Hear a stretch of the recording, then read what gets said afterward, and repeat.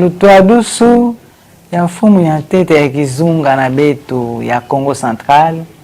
mbuta Dr. Gibando Ndungidi bafumu nyonso ya luyalu ya kizunga monanaka na lukutakano ya luyalu ya isalemaka na kilumbu ya lundi 17 juillet kuna na mosi ya masuku ya masolo ya inzo ya kisalu ya tata gouverneur mambo 5 ya ngudi batubilaka kuna ya tete ndinga ya fumu ya kizunga na ina metala ndandasani ya bisalu na yandi na mutindo yai ya tete mbonokono na yandi na kinzi ya tonono ya bisalu metala bandilu katu na isi ya betu ya Congo Démocratique na ya Congo Brazzaville. Tata gouverneur Dr. Gibando Ndungidi monanaka na kinzi yango le 27 juin na mvula yai. Yametoma tadila mingi kitini ya ntoto mebakama na ndambo ya Tombo Manyanga na Bwala Bondo kuna na Congo Brazzaville pe na Bwala Ndandanga na territoire ya Luozi kizunga ya Congo Central nyonso ya lutilaka na ntwala ya kilandi ya fumu ya luyalu ya insi ya Congo Démocratique ketala mambo ya kimayala kifulu mosi na nkundi na yandi ya Congo Brazza samu na inkive bafumu ya nkaka ya luyalu kele na commission ketani naka abandilu ya bainsi nyonso zoli na kilumbu ya bubu yai nkangu ya bainsi nyonso zoli me ya ngadala na mutindo binsisu to bidimbu ya bandilo metalama samu na kumanisa mvalangani kati na bainsi nyonso zoli ya zoli nzetolo nandi ya kisalu na mbanza matadi mingi na bifulu bametula bakabine ya impa sana kumanisa mpasi ya kukondwa kinzazi kitezo ya bakabine 3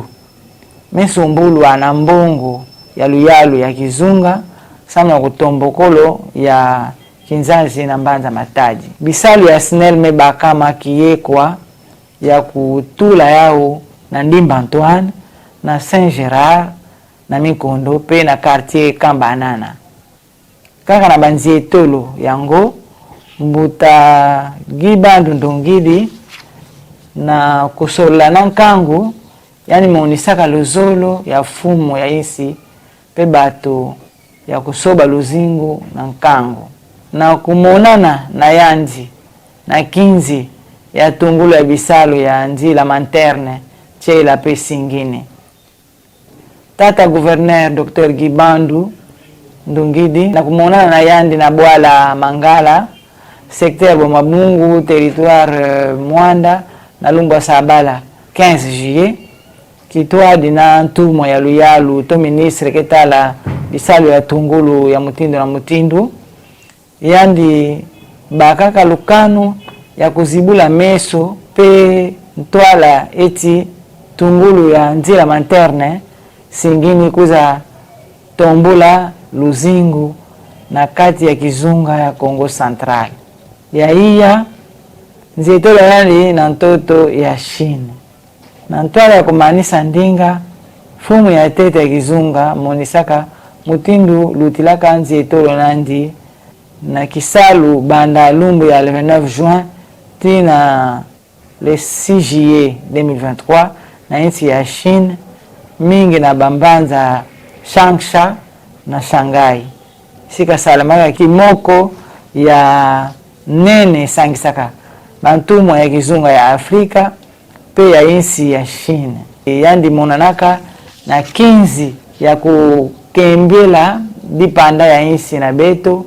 kaka kuna na meso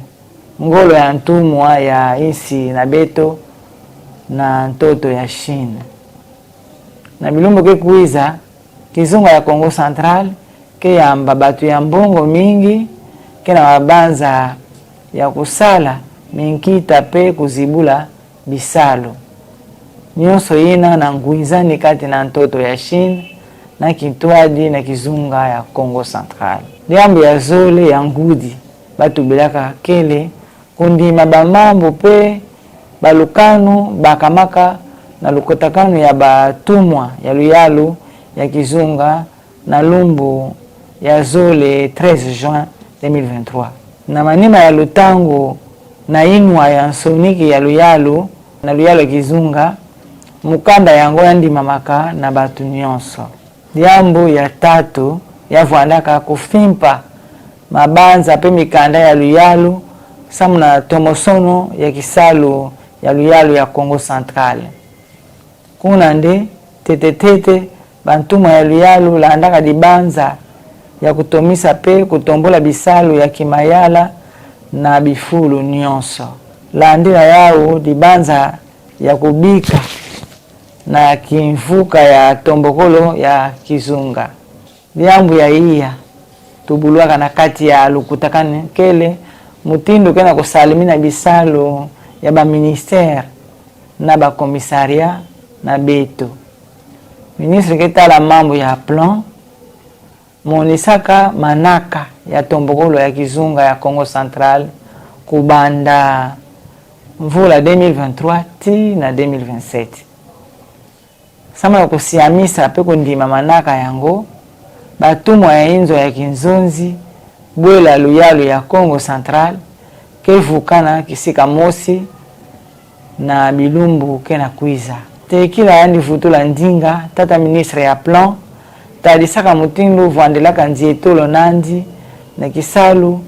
Kitwadi na mama ministre d'etat ya plan na ba territoire ya Sekebanza, Lukula, Mwanda, Mbanzangungu pe Songololo. Sasa ya nzietolo ya vuandaka kumona meso tungulu ya bisalu ya tombokolo kile na dibanza ya fumu ya insi ya ibamebo kila 145 territoire. Kese mingi pamba ve kisalo kena kutambula atako bifulu ya nkaka mwaba kakalakani kele. Na yau fumu ya Kizunga melomba na bantu adisa bisalu na kutoma sala bisalu mbote. Tata gouverneur Gibandu Ndungidi tadisaka pe na bantu monyonso ya luyalu ya Kizunga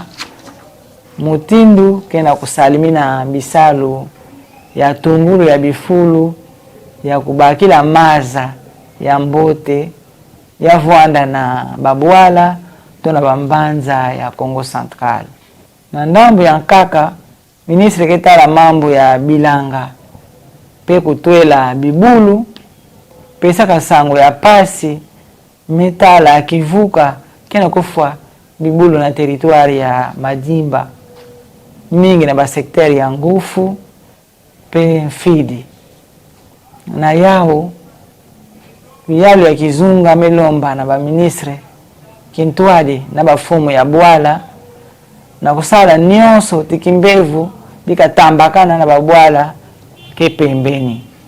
Commissaire général ketala mambo ya mavimpi ya nkango yani tadisaka batuma ya luyalu kisumbula ya tia kuizaka salema na inzo ya bisalu ya Ndundulu ya Bilongo Kamekiki Santo sikatia kuzaka yoka bilongo mingi pe bisadulu ya nkaka. Tekila babongisa yao yamelombama na bisalu ya Kameko na kupesa lusadusu na Kameki. Kubanda na tango ya 11h39 lukutakuni ya luyalu ya Kizunga manisaka na 16h30 matundu mingi.